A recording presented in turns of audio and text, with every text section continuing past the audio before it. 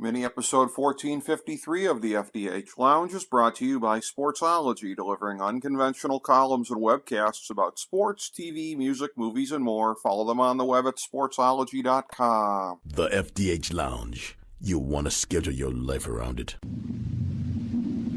A long time ago, on a gloomy, wet Cleveland spring night, two men stand alone amidst the late-night drizzle.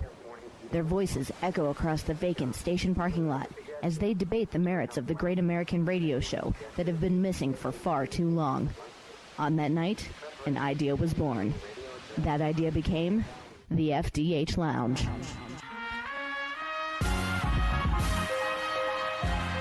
Welcome to the FDH Lounge. Hello, everyone. Welcome to FDH Lounge mini episode 1453. This is FDH managing partner Rick Morris here, and we have with us today a very excellent guest we've had on many times previously on the program here. We've had him on to discuss a wide variety of subject matter over a period of time. A very prominent author with books about Wall Street, such as Money and Power, How Goldman Sachs Came to Rule the World, House of Cards, A Tale of Hubris and Wretched Excess on Wall Street, The Last Tycoons, The Secret History of Lazard Frères and Company, as well as Why Wall Street Matters. Another book that we had discussed on the show previously, The Price of Silence, about the Duke lacrosse scandal. And so we've talked about a number of different subjects on the show with him. As I say, the Duke lacrosse scandal, prior to that a couple of times, the global financial meltdown of 2008. About 2 years ago, we talked about going into the coronavirus pandemic, what was likely to be ahead. And unfortunately, I think there was a lot of very apt clip and save predictions in there about how bad things were going to get.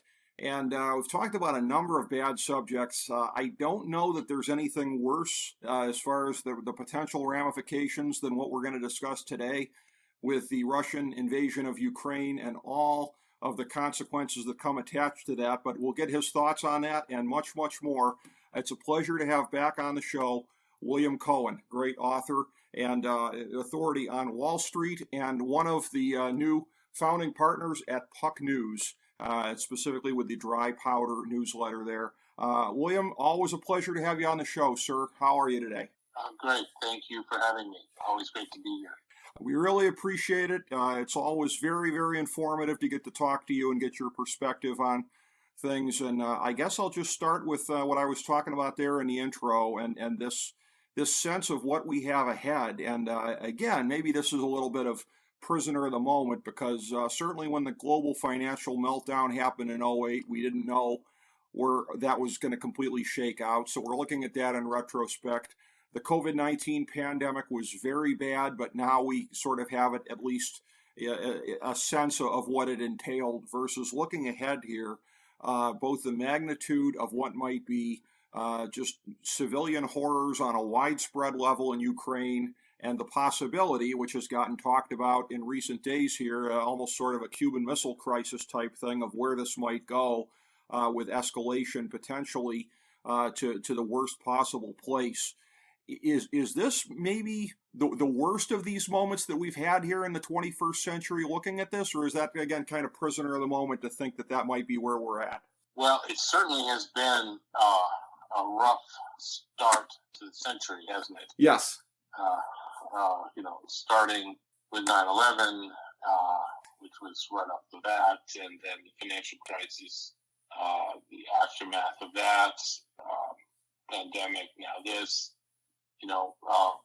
My kids are in their 20s, and I feel badly for them that, what do they know in their life? And it's not been particularly great. It's been particularly hard.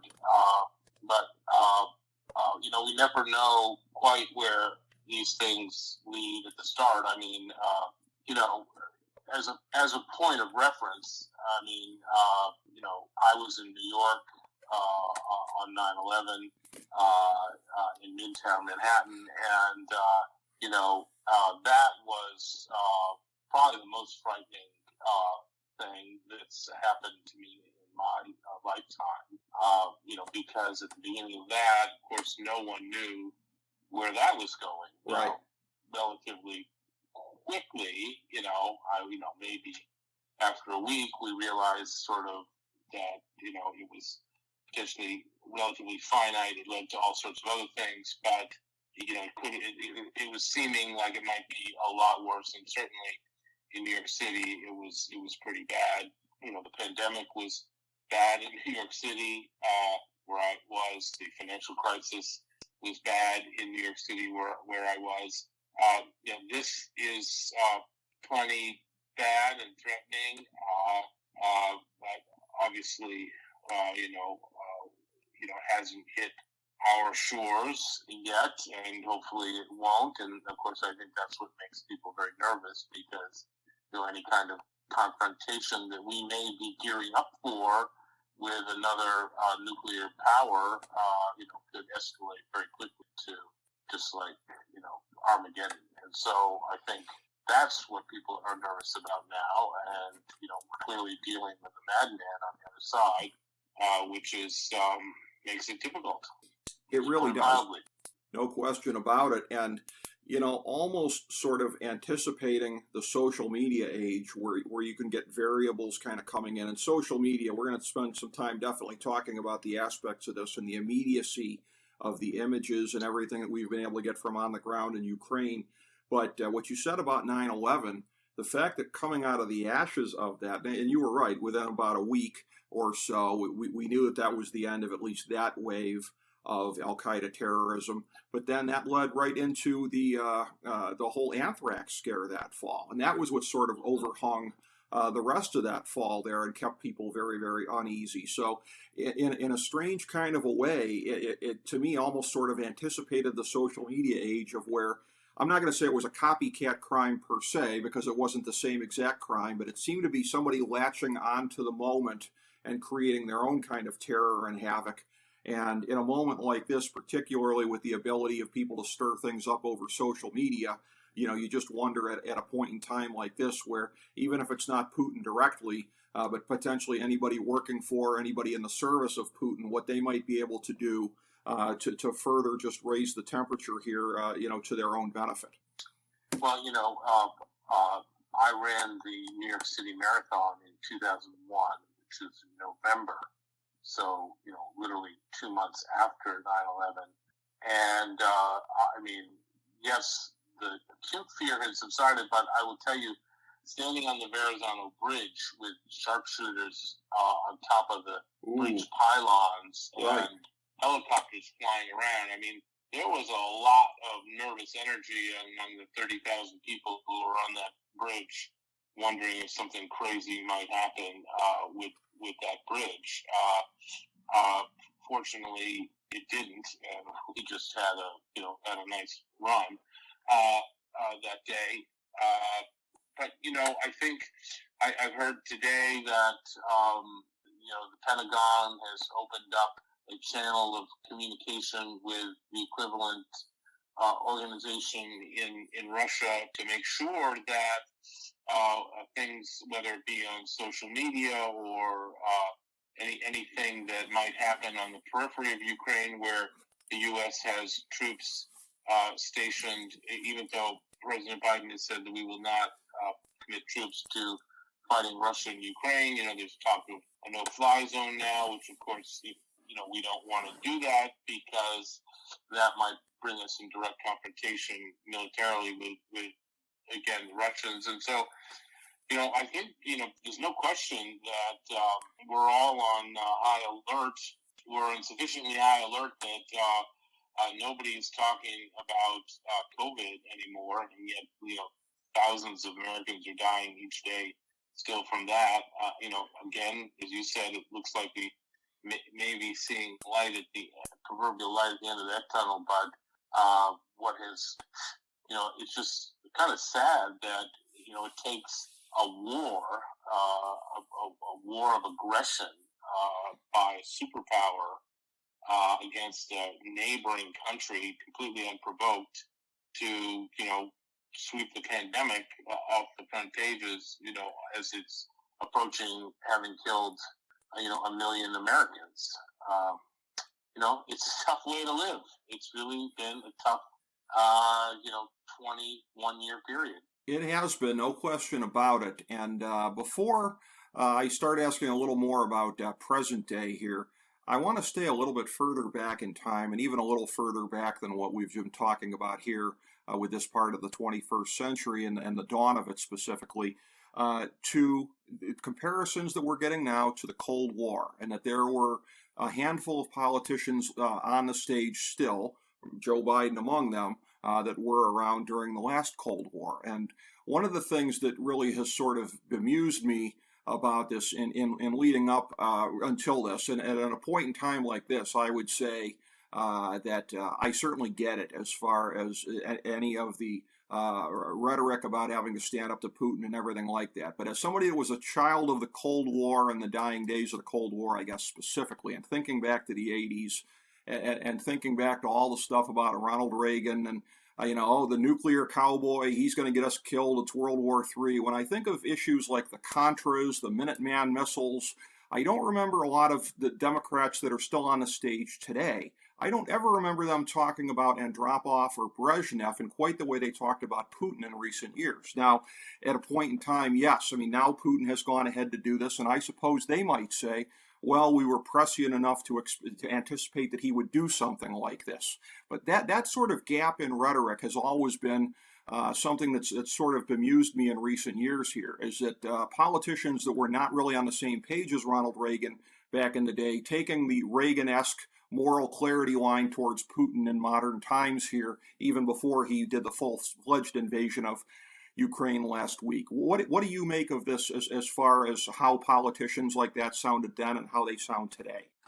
Well, I mean, Ronald Reagan, who is, of course, celebrated still by the right, by the Republican Party, by conservatives, was very forceful in standing up to, Gorbachev and the Russian leaders. Mr. Gorbachev, tear down this wall. I think the Trump years sort of made us forget, unfortunately, who, the potential dangers and threats posed by somebody like Putin, who I think has become, more of a dictator than any of the other previous Russian/Soviet leaders in my lifetime. Obviously, Stalin, Lenin, aside, I don't know anything.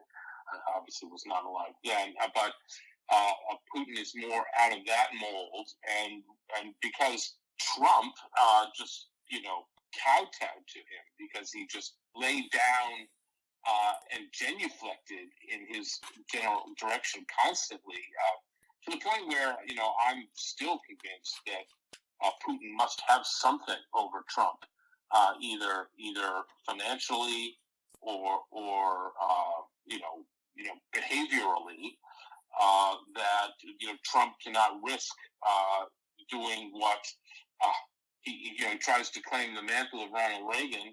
Ronald Reagan would never have kowtowed to Putin the way Trump did. So I think that as a result of those 4+ years where we had to listen to that windbag, and unfortunately there's still an element in the country that he appeals to, we still have to listen to that putrid garbage coming out of his mouth on a regular basis, although fortunately less than when he was president. We have been, I think many Americans have been sort of seduced into thinking that maybe Putin was our friend, that maybe, he's a great guy and we should aspire to have a country like the one he created in Russia, which of course is total BS. And, I think that sort of accommodation policy that Trump engaged in for 4 years is probably what led him to think that, he can do what he's doing now and that there would be no consequences. And obviously he is realizing that that's not true, that there are major consequences. Now, they're not, unfortunately, sufficient to deter him. he's got $600 billion worth of currency reserves, which he's, obviously spending to wage this war. But at some point, the economic sanctions and the other actions that are being taken by individual corporations, by SWIFT, the international banking consortium, are going to have an effect. But those are not, immediate. And in the near term, he's just sort of plowing on with his war posture and his warmongering. And Trump likes to claim, as he did last week or whatever, that if he were still president, that Putin would not have done this. He's directly responsible for Putin doing this because he made people think that Putin, and he and the United States were friends, and that Putin was an admirable guy, and so it's frankly disgusting, and now we're dealing with the consequences of it. I want to hone in on what you were talking about, William, with the financial angle of this with Russia, because I would wager, given your background and everything that you've done professionally, this is probably the area of the crisis that you're probably most acquainted with, and certainly far more so than anybody in our audience. What you mentioned there about SWIFT and some of the ramifications of that, other things beyond that, the total effect of not just the sanctions, but Switzerland coming in off the sidelines, which, again, we're in a remarkably different world before and after with all the different things that have happened here. And for all the notion that sanctions never really accomplish anything, which you could point to any number of crises where that has been proven true, clearly there has been a tremendous effect here with the collapse of the ruble. I mean, this is a thing where, and again, Putin's going to say, and again, for all of the man's evil actions, I don't know that it's necessarily untrue that it could be taken as an act of war. We have essentially dropped a WMD on their economy. We have yet to see it fully play out. But the degree to which it might impoverish that country going forward here, and again, people who, in my estimation, are essentially just the man's hostages by and large. Not all, certainly there's the ones that work for him, but the ramifications of this on the Russian people and what has been necessary to do to try and get him to back down on this. Talk about that, because this is truly unprecedented in the modern world or before. I mean, yeah, I think it's a fabulous move. Unfortunately, Putin is, and his cronies. Well, Putin is not going to suffer. He's perhaps one of the world's wealthiest men. He might be the world's wealthiest man. His oligarch friends are probably not going to suffer either, even though their yachts or their jets might be taken away or their assets frozen in this country. It's so sad to me, because the people who are, of course, going to suffer are the Russian people, yes, who probably want no part of this. We saw the tip of the iceberg with some people out in the streets. I'm sure there's tens of millions of more Russians who would like to protest, if they could, and I feel like they're going to be the ones to suffer. I mean, the ruble is collapsed. Interest rates now in Russia are 20%.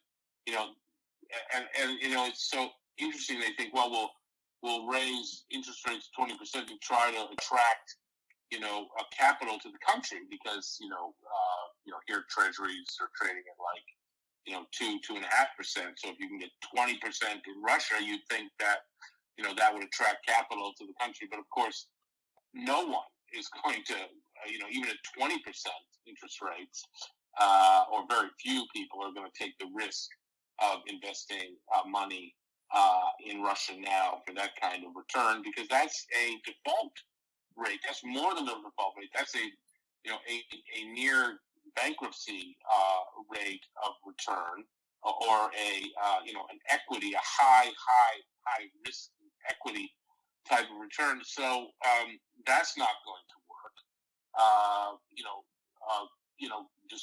Essentially, banks in Russia are going to be disconnected from the SWIFT system over time, which will prevent them from moving money around internationally, which ironically probably has led to the increase in the price of Bitcoin in the last few weeks.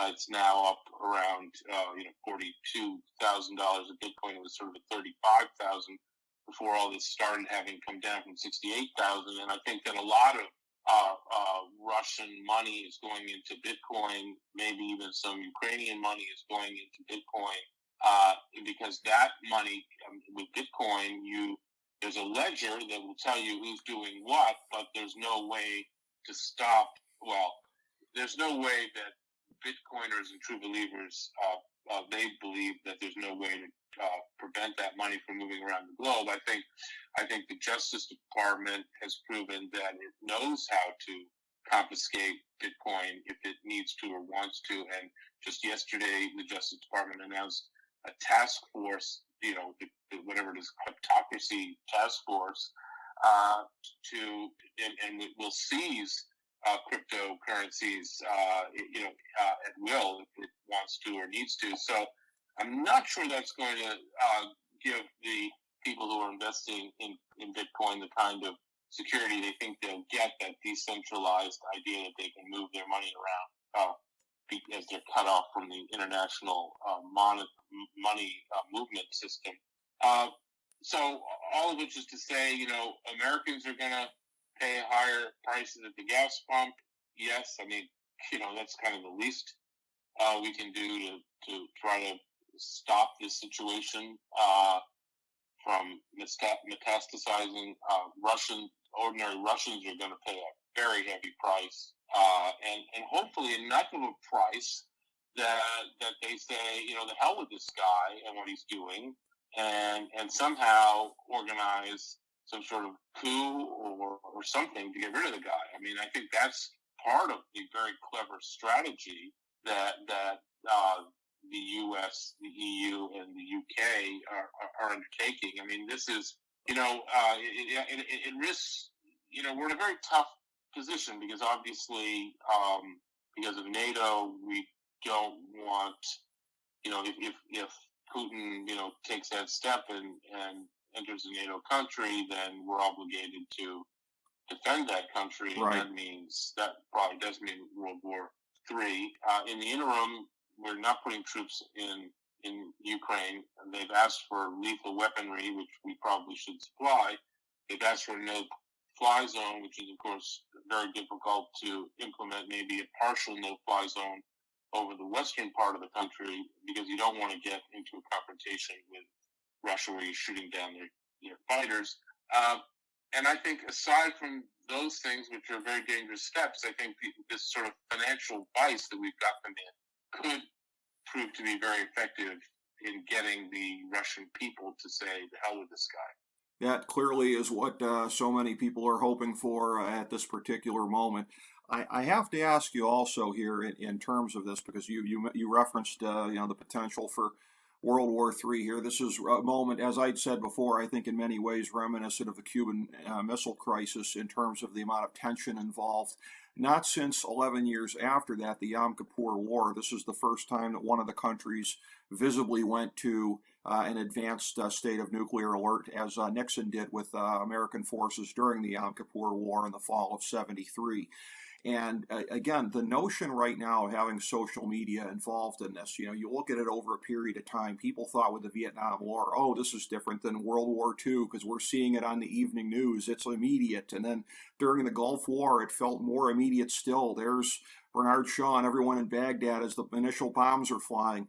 And we see now with social media, you ain't seen nothing yet in terms of immediacy, in terms of how many times per day the narrative can change on what's really happened. The narrative can pivot on a dime as far as who's got the upper hand. Look at what happened here, what happened there.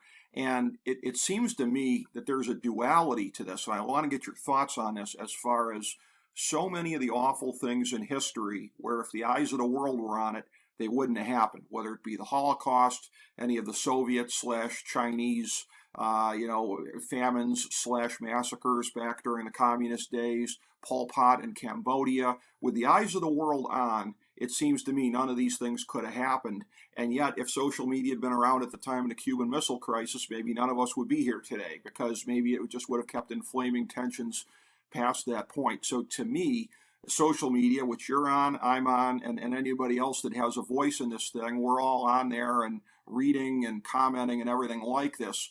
Vox Populi, it's a huge part of this story, and I'm really fascinated to get your thoughts on how this is interjecting into the whole situation, the whole landscape of what we're dealing with here.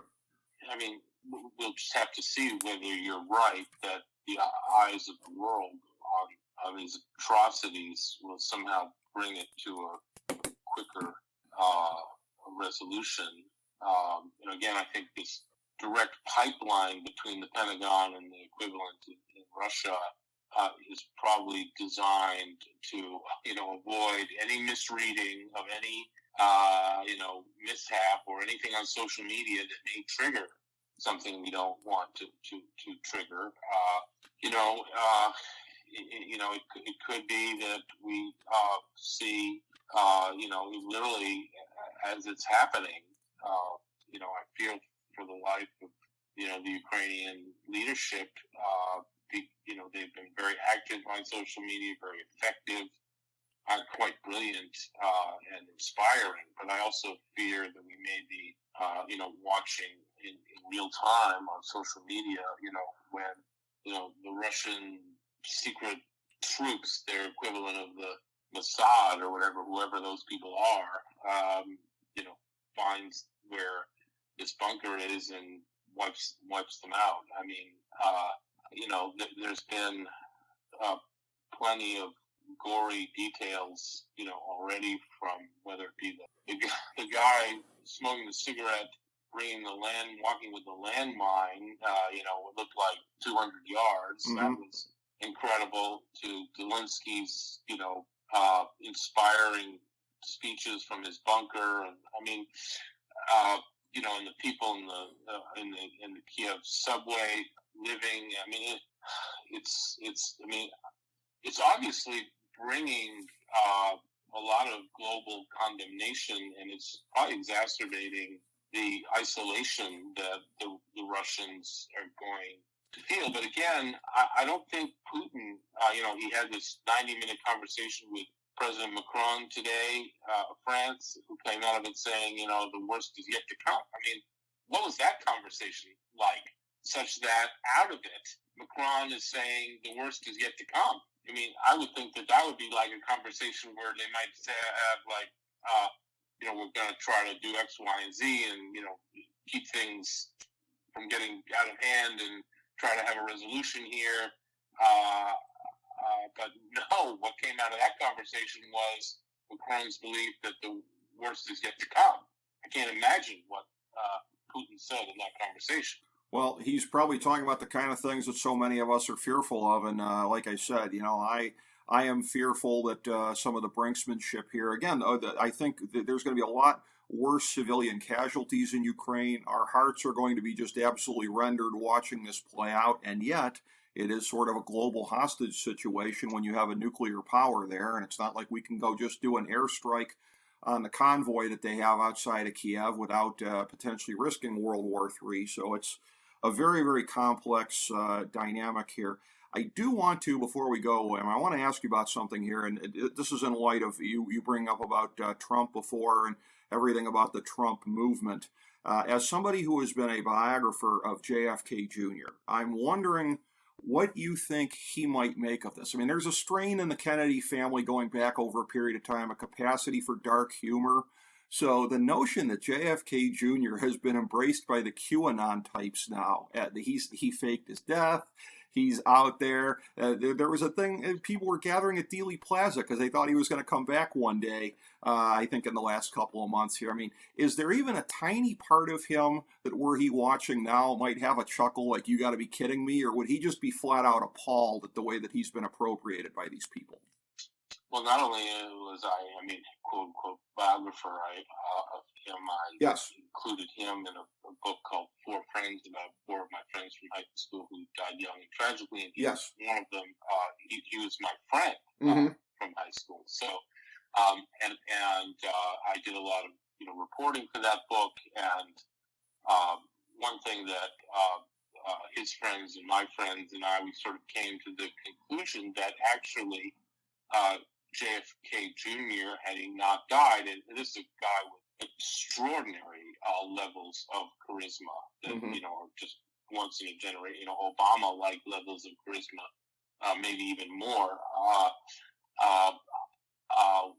There were many of us who thought that he would have run for governor of New York in 2002, assuming he would have, won that, in 14 years later, 14 years later, could easily have been the Democratic nominee for president rather than Hillary Clinton against Donald Trump, with him winning. So in effect, we could be in JFK Jr.'s second term now,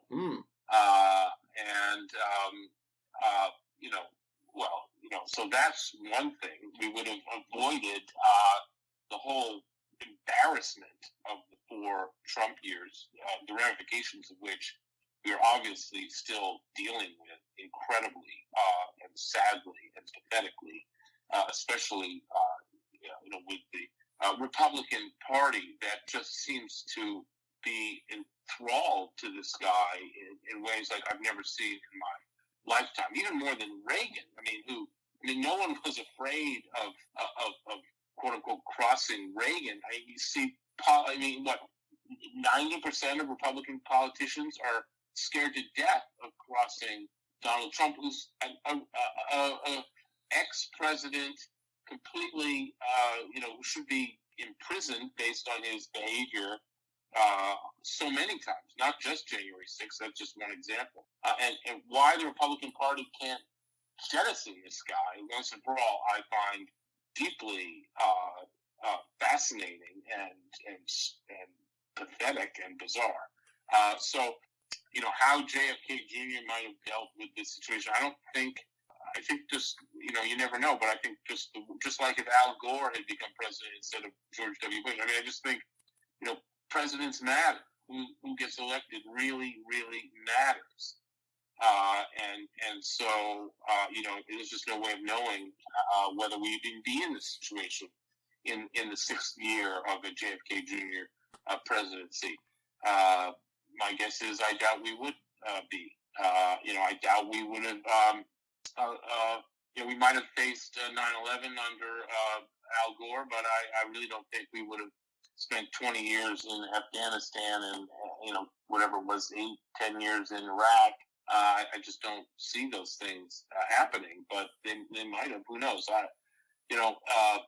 I think our country was set back in just a tremendous number of ways that we have not really come fully to grips with under the presidency of Donald Trump, and the thought that this guy might actually come back in 2024 is completely mind-blowing to me.